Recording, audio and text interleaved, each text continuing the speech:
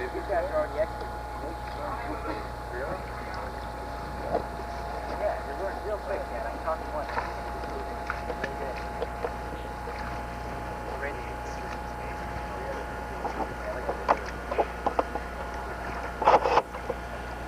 All right, I'm with you. Okay. All right.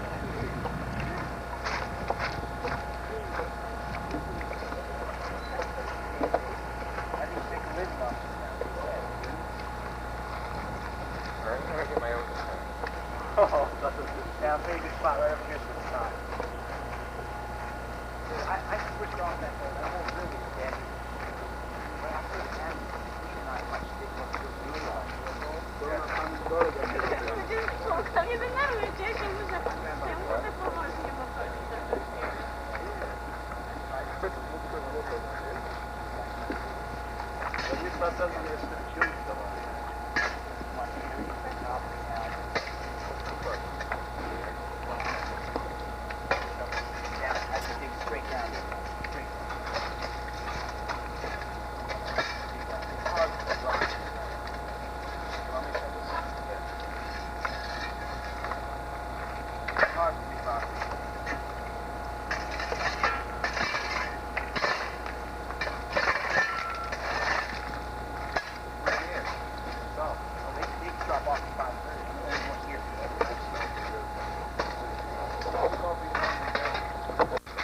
I will show you what I found today. You want to see what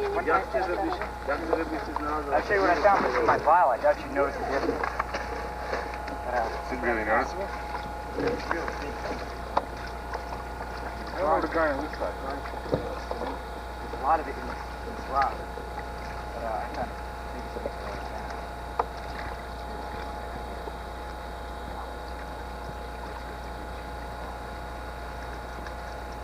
There we go.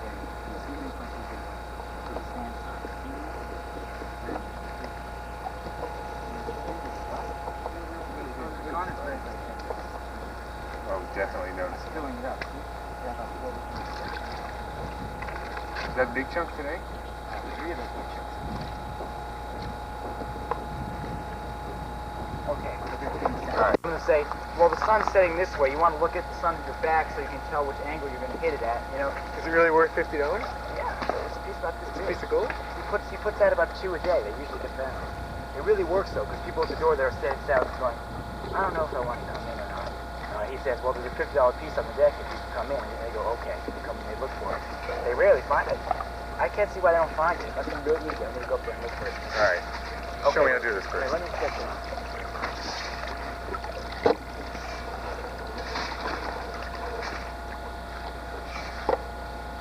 You found anything?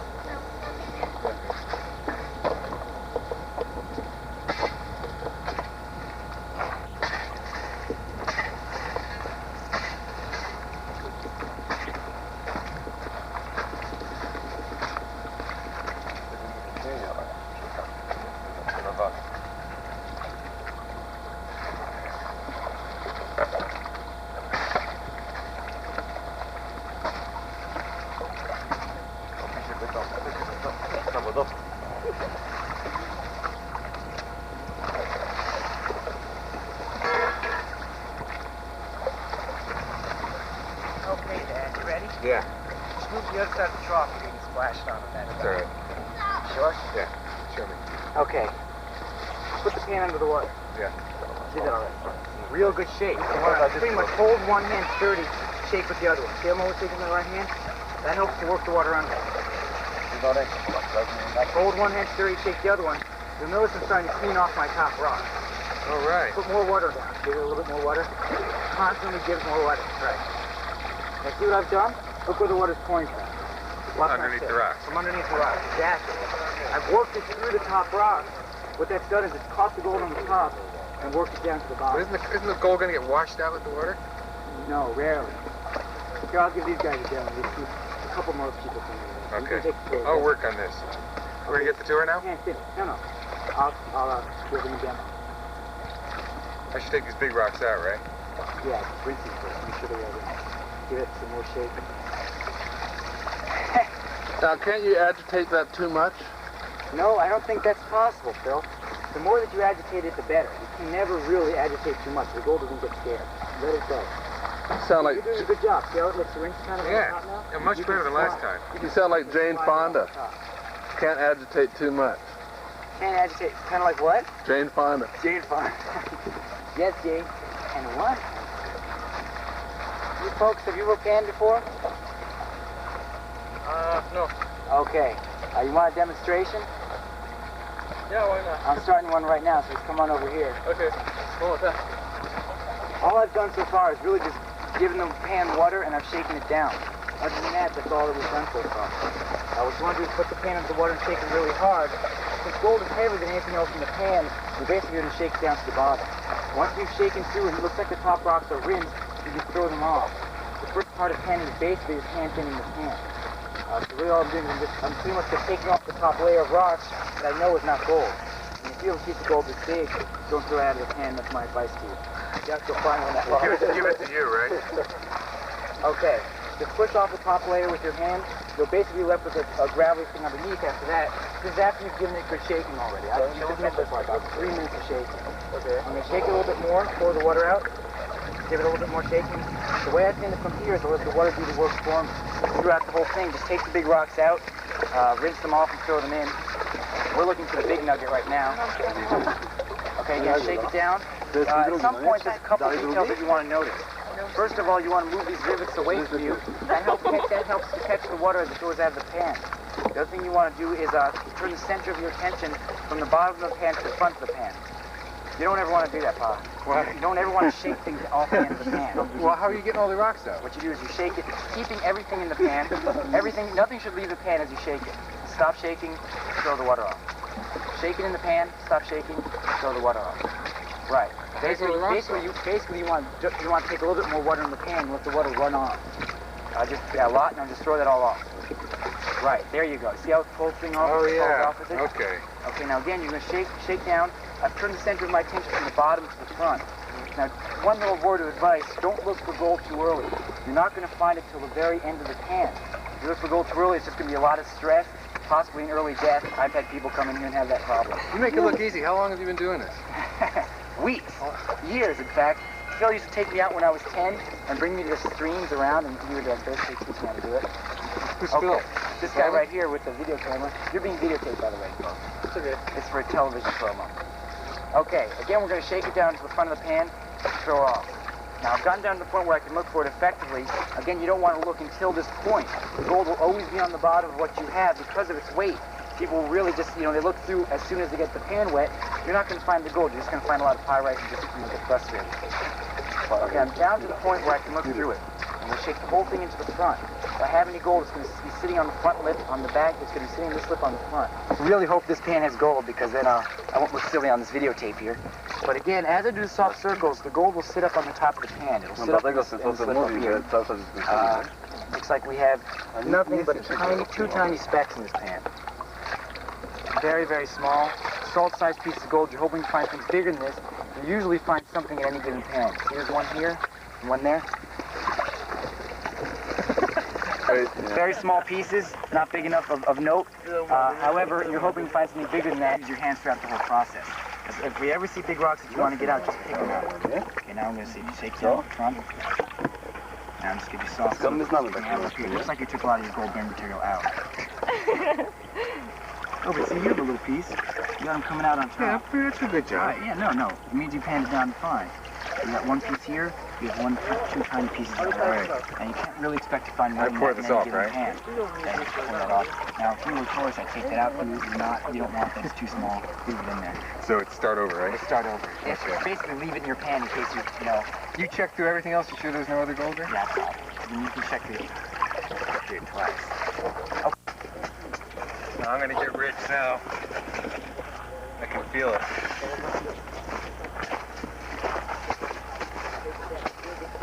Shane, do we get to keep all the gold? The only thing you get to keep is the videotape.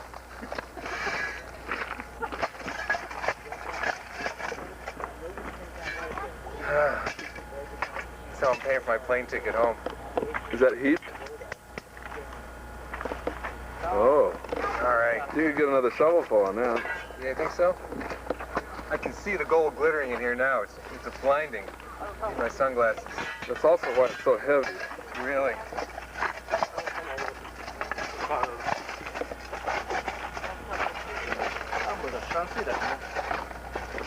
Oh yeah. Oh yeah. It's just glittering with gold. Okay, wait. No, this is the patented gold detector, Dad. Just full. This on this stuff. You doing this right, Phil? Похоже, разговорите. No, ja nie говорю по-русски. По-русски говорю немножко. All right. Doesn't matter yet. Well, it does because No, you're shaking язык, it down которым вы сказали, русский, That's, you got to start shaking down this way now. Then we got to shake it back. Я думала по-польски разговаривать. And what do you Oh, say? you've done this before. Я по-русски You look good. Yeah, you look good. The secret is to advocate. Different The plane broken up where it Понемножку понимаю. I know, But it's different. right? There's a big difference. Some people say never No. put your hand in the pan. The old wives' tale. For you old wives. You on? You're on. I'm I on. want you to be on too. We're both on. Come here. Oh yeah, good. Just say hello to the folks back home, Bill, so we can get a good look at your Hi, face. guys. Back in New York City. No wanted posters. Yeah, right. Okay. Just so we all know who you are. Right. So you're standing it down? I'm sure they'll all know that watching this. Okay, this is what's called record panning. We time how long it can take us to find and get down to the bottom. If you don't have a piece of gold, then the whole thing doesn't count. Okay, first we just let the water flow in. Real quick shit.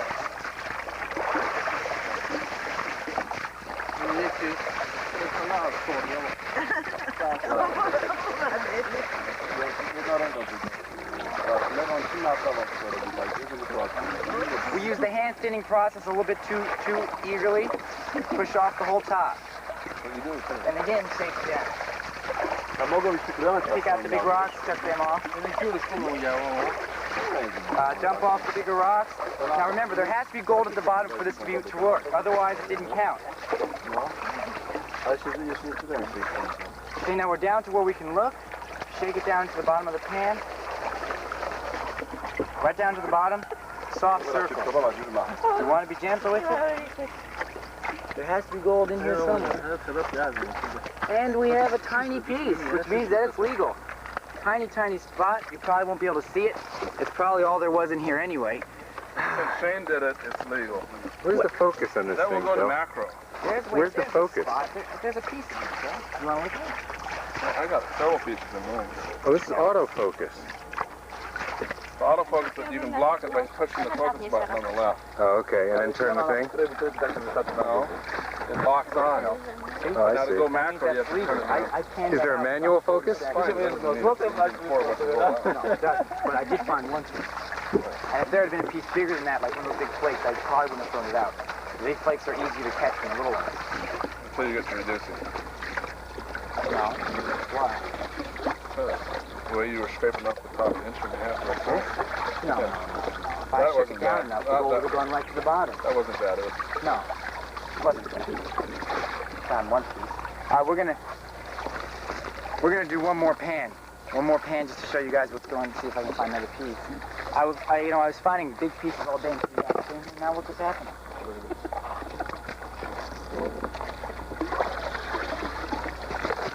Here we go. Nuggets.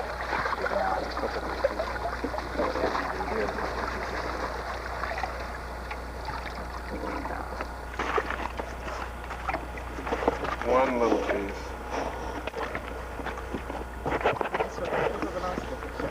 And this is the pan your dad grabbed. One little piece? One little tiny. No, that was full of gold, Phil. Well, I hate to inform you, sir. It must all be in the I poured it all out. right. We can reduce it a little more.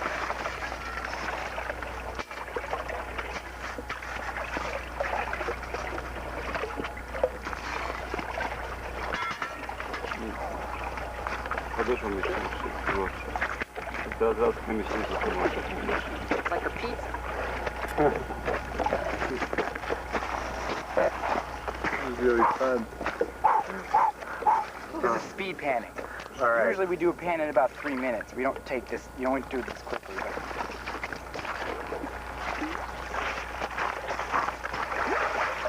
Did you find anything? It'll always be the last one to leave. So we'll see if there's a low.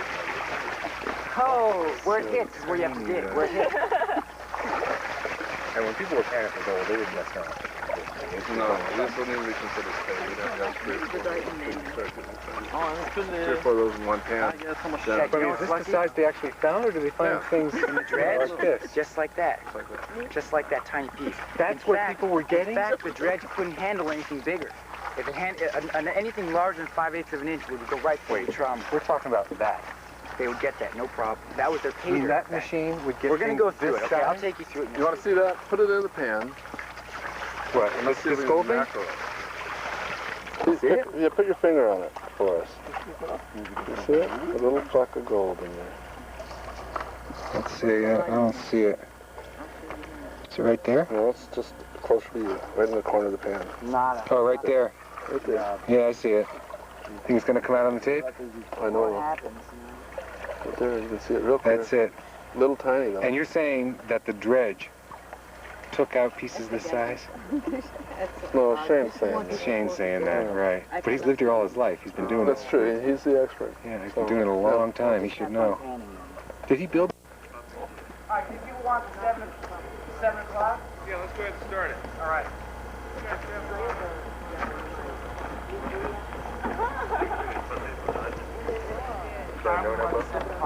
Big unit.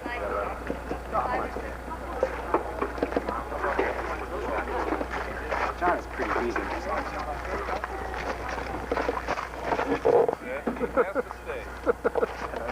John, say hi to Shane's mom.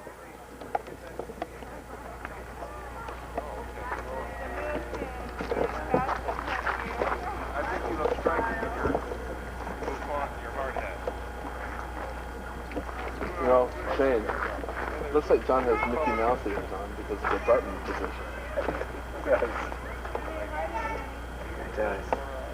It's kind of like this Disneyland atmosphere around here, isn't it?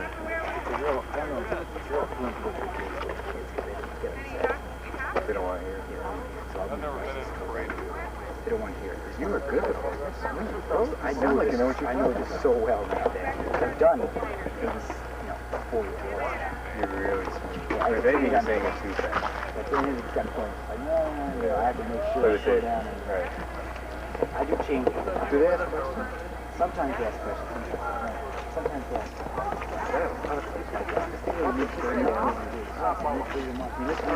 In Bethlehem, Pennsylvania, it was shipped by waterway to the Chena River in Fairbanks, or right in downtown Fairbanks, where it was assembled on a gravel pit right next to the Chena River.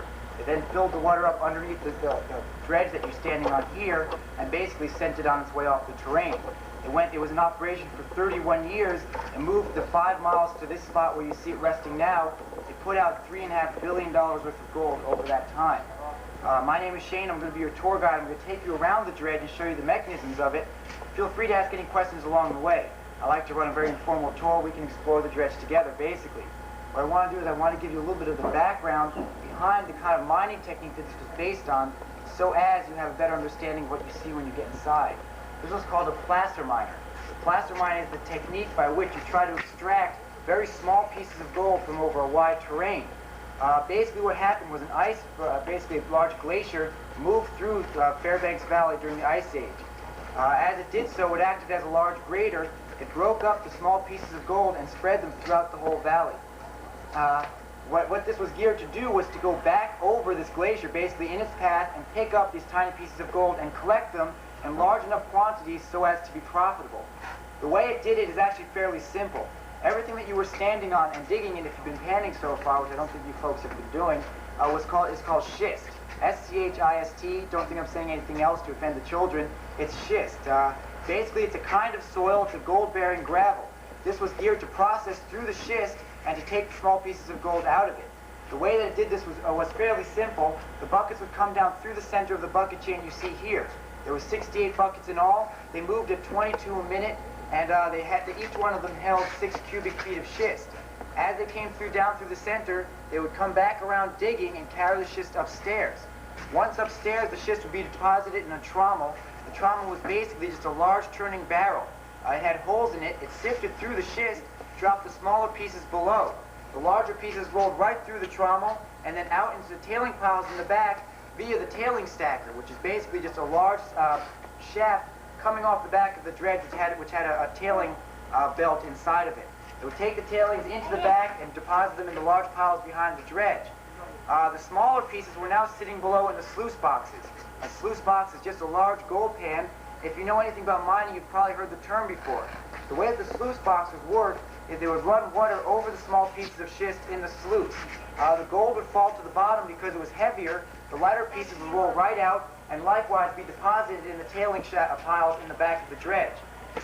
Most placer mining techniques use the idea of the trommel and the sluice box. The dredge, however, was a unique system, and in many ways it was more intelligent than the other systems that you're going to find at that day, the other placer mine systems. The way that it was different was that it was resting on its own pond. You can see it all around right now. The pond gave the dredge mobility that it otherwise would not be able to achieve. This is 1,100 tons of machinery which you're standing on right here. They devised a method by which they could move it fairly easily and fairly quickly on a day-to-day basis. By simply floating over to the corner of the pond that they wanted to go to, they could access the schist along that shore. The way they moved was fairly simple. There was 4 cables on all 4 corners of the pond. You can see where the cable is attached into this apparatus right here. This is an example of one of the cables. Basically, they're called winch cables. They were attached to what we call deadman anchors on the shores on the 4 corners. By pulling on the appropriate cable, you could go to the corner of the pond you wanted to go, or twist left or right. In this way, they accessed the schist all along the shore and processed as much of it as they could. The real beauty of the dredge system is that the pond moves right along with the dredge. The bucket chain in the front digs it up, the tailing piles in the back fill it in. This particular pond moved 5 miles right underneath this dredge as it moved through the terrain. It basically is a self-perpetuating system. The pond just moves right underneath. What they really did is they effectively created a medium by which you always have mobility wherever you happen to be sitting on the terrain as you move through. They always can move to whatever corner of the pond they happen to be on and access the schist along that shore. Now this particular dredge has an interesting history of its own. I'm going to tell you about that when we go inside. One little side note that you might want to know so you understand what you see when we pass through. We're going to pass through the small repairs room. This dredge was run 24 hours a day, 260 days out of the year. The only time they ever closed it down was when the ice got too thick on the pond and they lost their mobility, which was crucial to the system. Otherwise, it was run 24 hours. What this meant was that there was about 6 mechanics who would just make small repairs throughout the dredge and make sure that it was well maintenance. What we're going to pass through is the small repairs room. Just take note of it as we go by. It's going to be on your left. So just follow me inside. It's right this way. This is the small repairs room right here, folks.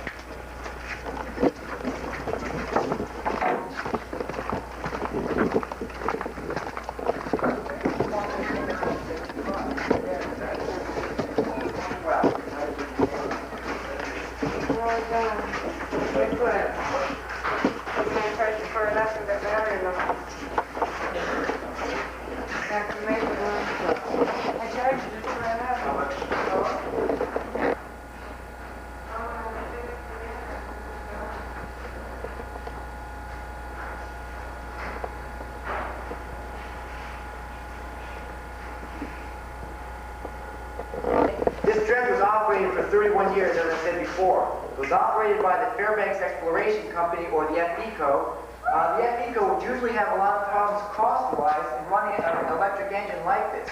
It was a very costly operation to put that much electricity through this dredge. Again, 24 hours a day meant this motor never shut down. However, the FE company had very little problems with it. They owned both the coal mine and the electric company in town. What that meant was that they were burning their own coal, processing it themselves in their own plant, and wiring it right onto their own dredge. It went beyond that. The FE company also owned the food stores and the clothing stores, and much of the transportation in between. I was talking to a gentleman who worked on this dredge in 1937. He was on this dredge about 2 weeks ago.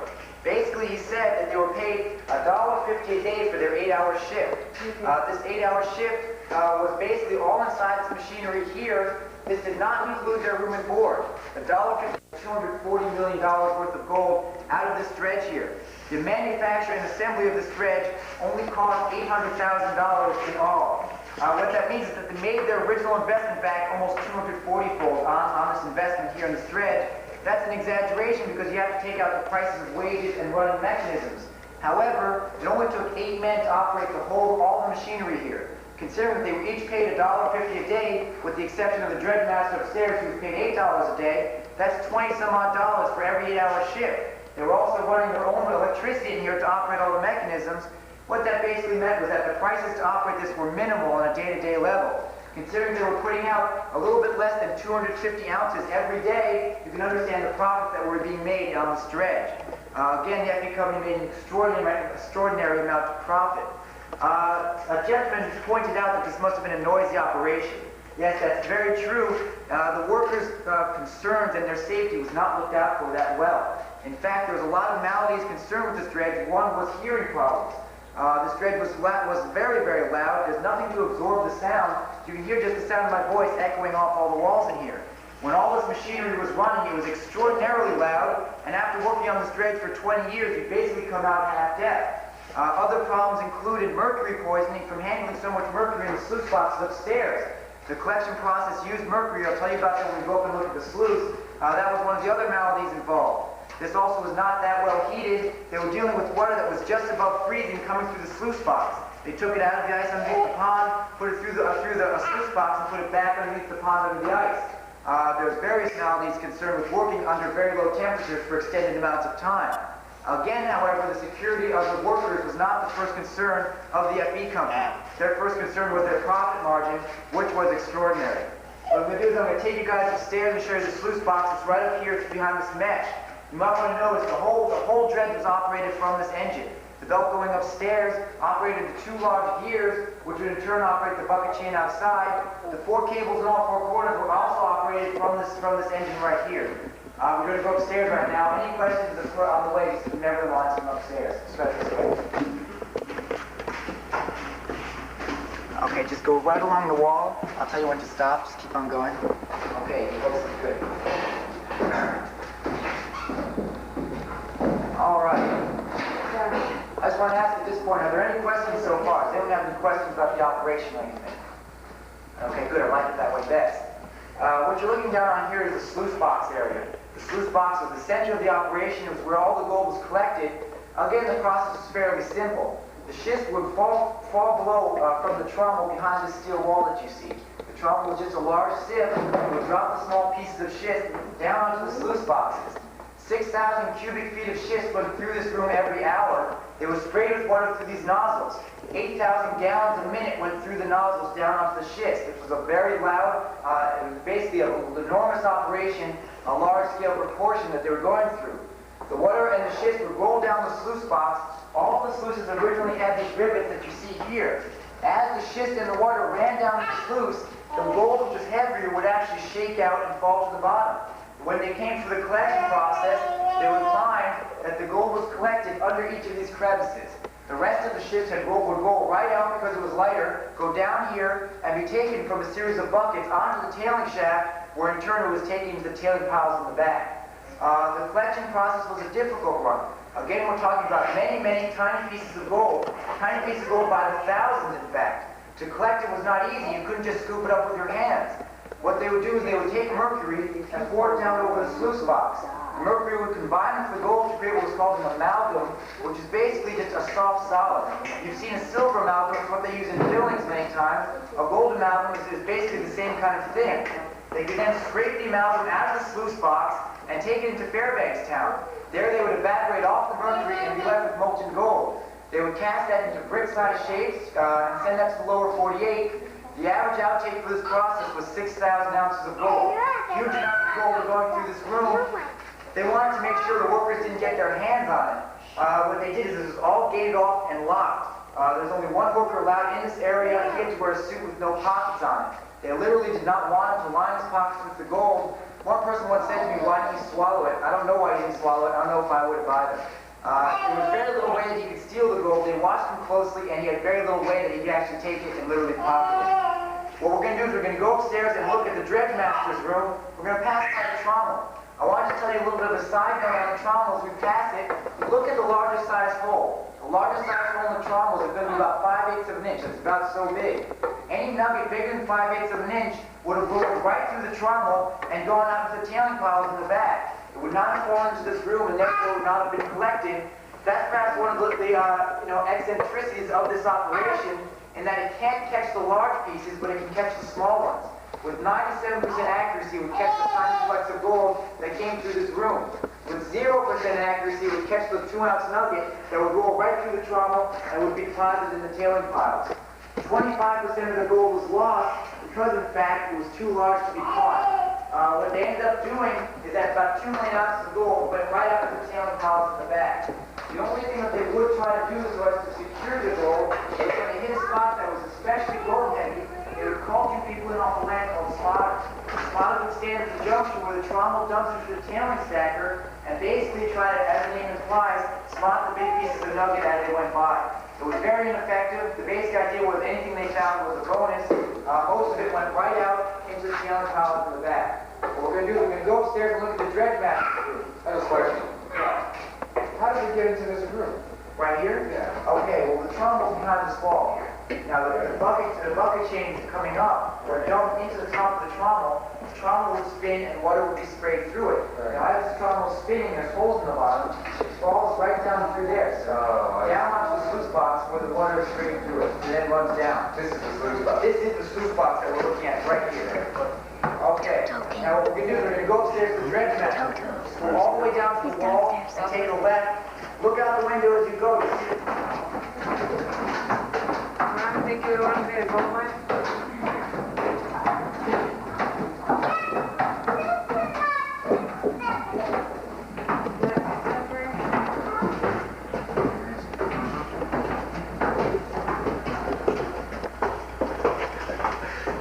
You know, it's true. His voice does bounce around. Oh, yeah. Around the walls. This is a big piece.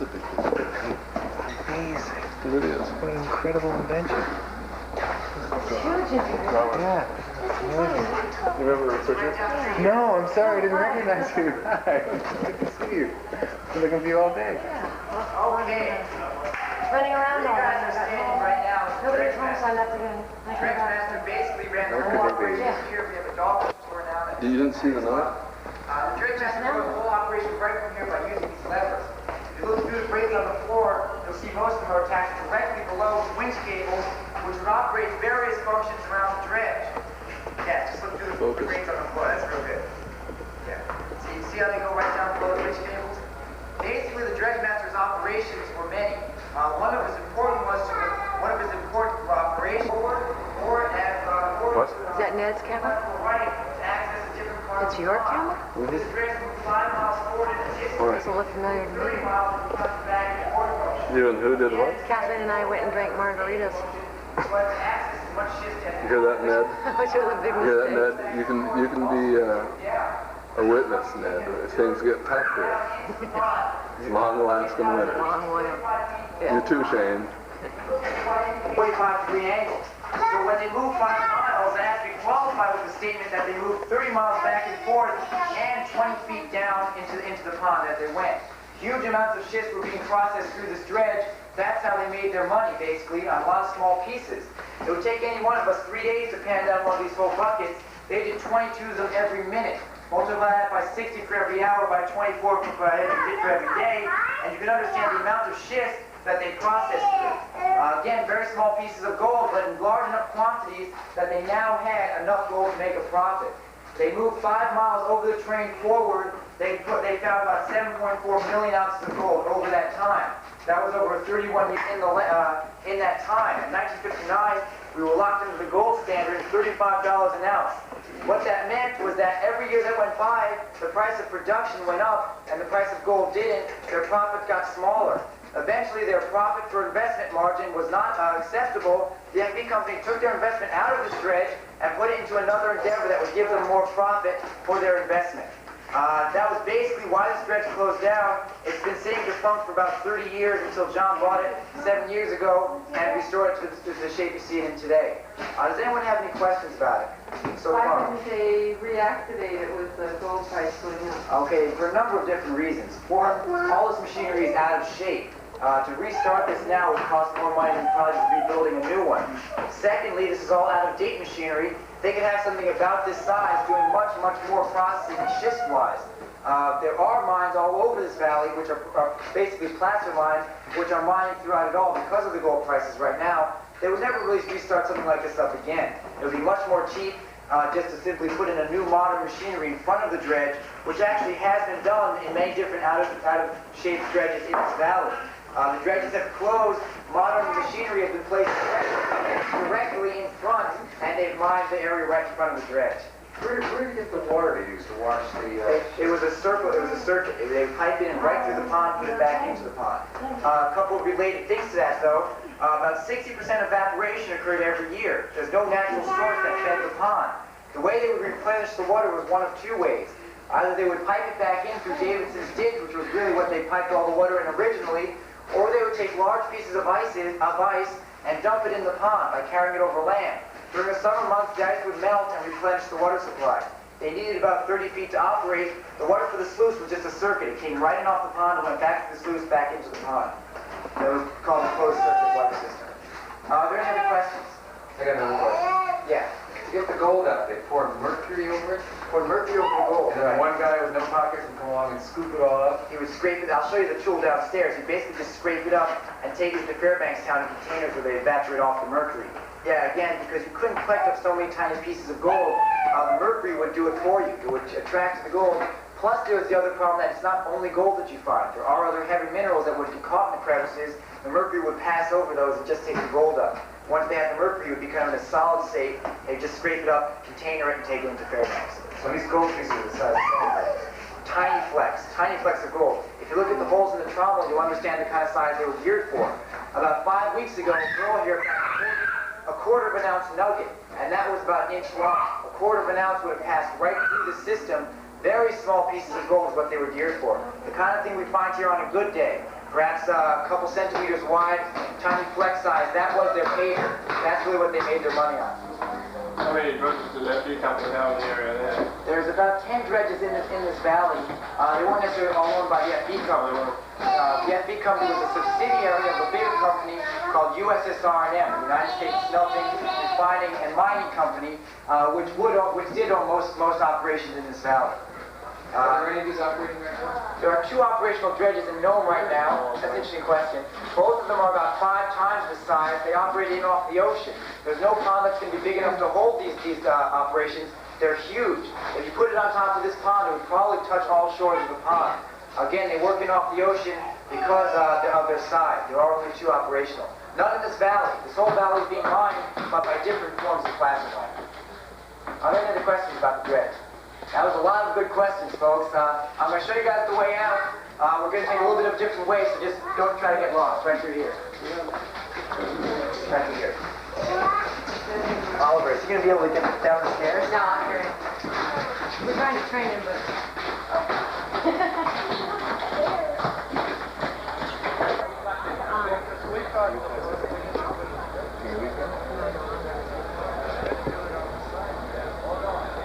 It's thick. It's thicker today than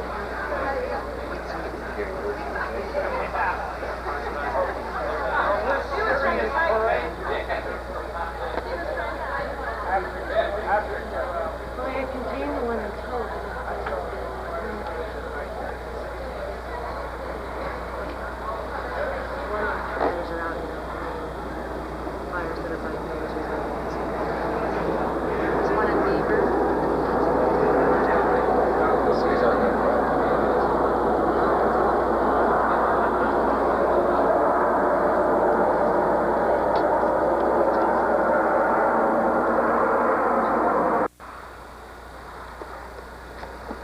Now, what does John say when he sees you up here?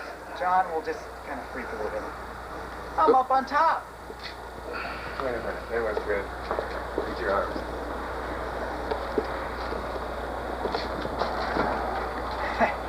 And And this is the living version of the pictures that you're going to see later on. Notice how beautiful I am standing up here on the dredge. Should I climb? Should I try to go all the way up? No, I don't think so. No. We need to get out of here before your boss fires you and kicks us out. Yeah, that's true. You know, I am working right now. That's right. There's not that many people here. Coming down, coming down.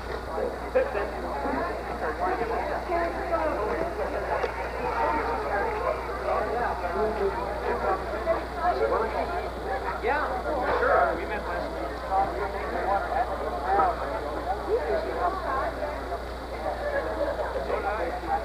Thursday night. I'm a physician. What's the one I'm used to